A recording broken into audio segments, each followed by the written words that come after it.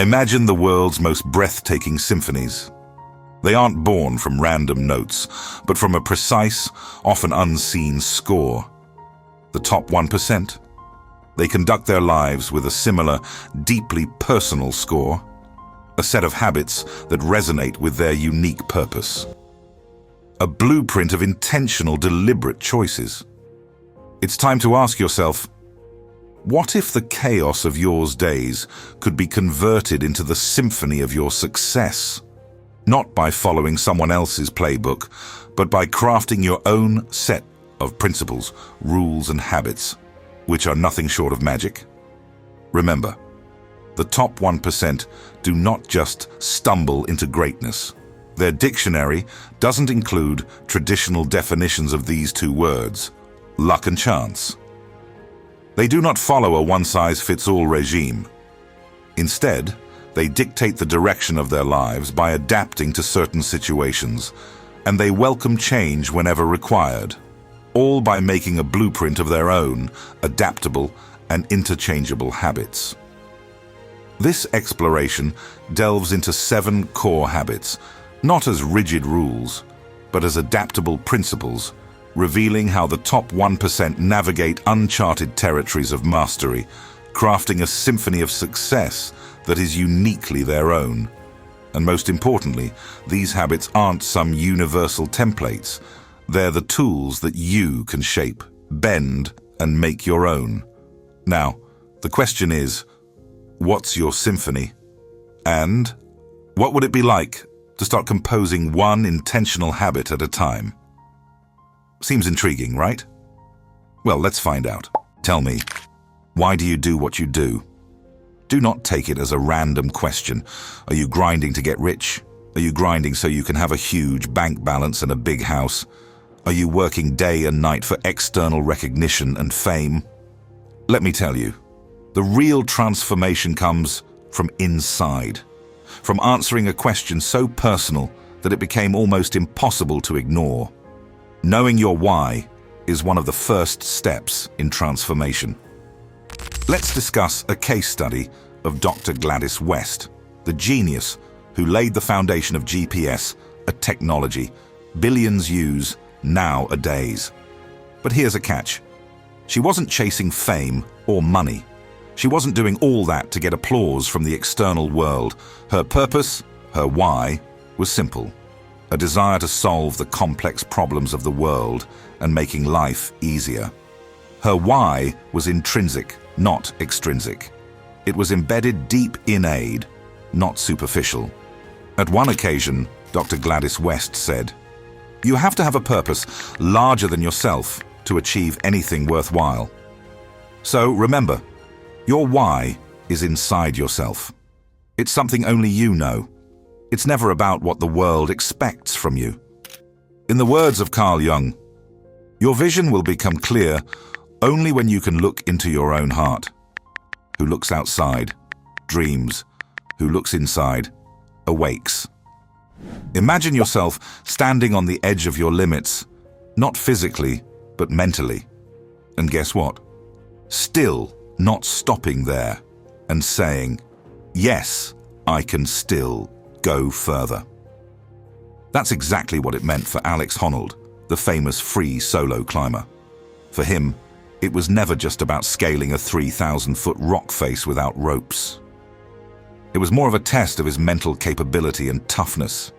His principle was about embracing the stress that can build him and make him resilient, not break him. This is known as eustress, the positive stress, the kind that propels you to go further, the kind that pushes your limits, the kind that allows you to get out of your comfort zone. But let me be clear, I'm not saying that you must climb a mountain to grow. I'm just saying that ask yourself, when was the last time you intentionally took a challenge that scared you? Remember, the top 1% don't fear discomfort. They embrace them as opportunities to get out of comfort zone and think out of box, to grow consistently. And the result? They are in top 1%. In the words of Will Smith, greatness exists on the other side of fear. Have you ever been absorbed in something that made the clock not slow down, but totally stop? Doing so deeply that made everything else in the world disappear? Well, that's what a flow state is, where performance and productivity maximize to a whole new level. And same was the case with Magnus Carlsen, the world chess champion. For him, chess wasn't just about moving pieces on the board. It was more about entering a certain realm, a flow state where every decision to move a piece was a very calculated one. And the most important thing is, flow isn't luck. It's science, and it's very doable. Neuroscientists call it a state of hypofrontality, where prefrontal cortex, the area of brain responsible for self-doubts and overthinking capabilities, takes a back seat. The leftovers? Your skill and your focus in purest form. And that's when you are at your best. Your performance is at its peak, and your productivity multiplies by thousands. Now, tell me, when was the last time you achieved that level of focus and concentration where everything else seemed to disappear? Well, your answer tells what position are you in and what you should do to be included in that 1% of the greats. Because flow isn't an innate ability, it's an acquired skill, and you can master it. One of the biggest myths of the people is that they think networking is just about collecting business cards or LinkedIn connections. That's not right on so many levels. It's about creating an ecosystem so vast, diverse, and collaborative, where skills complement each other, ideas gather around and sum up, and where the results of collective efforts yield far more superior results than the individual efforts. For example, open source software. It is built and run by many geniuses all around the world who work together to create an ecosystem where all of the genius have a collaborative vision.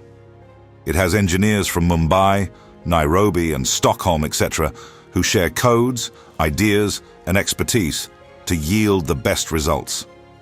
Now, what is your network? Who inspires you? Who complements your skill? Who puts you down? Who is playing a significant role in your growth and personal development? Ask all of these questions to yourself and measure where you are standing in your life. In the words of Stephen Covey, seek first to understand, then to be understood. Life isn't easy.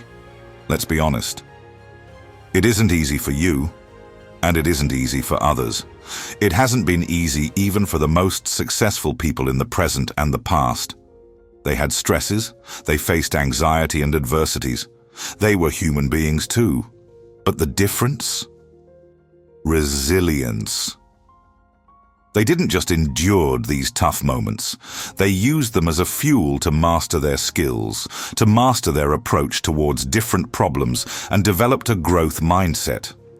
Remember, emotional regulation isn't about suppressing your emotions. It is rather the art of creating a space between triggers and response. Techniques like mindfulness, meditation, and breathing are important in achieving clarity of mind. Remember the last time you were in a difficult situation. Did you respond to it by rationality, critical thinking, and doing your best to prevent yourself from affecting it negatively? Or did you just react rashly and let your emotions take over you? Convert your why me into what now and what can I do now to reverse it. Don't fear the storm and run away. Rather learn to dance in the rain. In the words of Marcus Aurelius, if you are distressed by anything external, the pain is not due to the thing itself, but to your estimate of it. And this you have the power to revoke at any moment. There's something that separates the pioneers from the followers. The pioneers anticipate the problems, they see it coming beforehand, and they act accordingly to prevent them. The biggest example is Grace Hopper. She anticipated the needs of future and acted accordingly and helped invent digital technology. She saw a huge potential in revolutionizing computers, and she sought out disruptive trends. Are you waiting for future to just happen and reward you? Or are you shaping your future? Are you playing a role in anticipating tomorrow's problems? And if yes, are you finding its solutions? Because the top 1% not only adapt to change, but they actively participate in change itself. A positive change for the better of tomorrow. In the words of Grace Hopper, the most dangerous phrase in the language is, "We've always done it this way." The top 1% of the people may have slightly different views and principles, but there's one question that is common in all. How can I leave this world better than I found it? They ask themselves. And how do they answer this question? By actions, not by words. Remember, every action we take sends ripples into this world. So if those ripples fade, some go unnoticed, while some turn into waves. And these are the ones that shape the future and transform the life of millions. Those who are working today for the environment, making efforts to protect the beautiful Earth from imminent adverse environmental conditions if it isn't protected, are not just working for themselves. They're working to save the Earth for future generations to come. They are creating a positive impact. They are leaving behind a legendary and unmatched legacy. Now, are you going to leave behind a legacy, or are you going to live a life no one will remember? The choice is yours. Finding intrinsic purpose, embracing discomfort, and getting out of comfort zone, paying focused attention, developing strong networks, forging mental resilience, shaping the future, and most importantly, leaving behind a super legacy. Now, these 7 habits are not rigid banks, but the very current of a river, a force of constant motion and adaptation. To grasp them is to build a box, not of confinement, but of concentrated potential. A box that, when opened, releases a river of influence, transforming the landscape it touches. And in that release, you discover the true mastery of your own uncharted territories. So, step beyond the familiar, embrace the uncharted, build your box, and unleash your river. Thank you for watching this video. If you found this video inspiring and helpful, kindly give us a thumbs up and share it with your friends and family. Let's change ourselves. Let's change our world.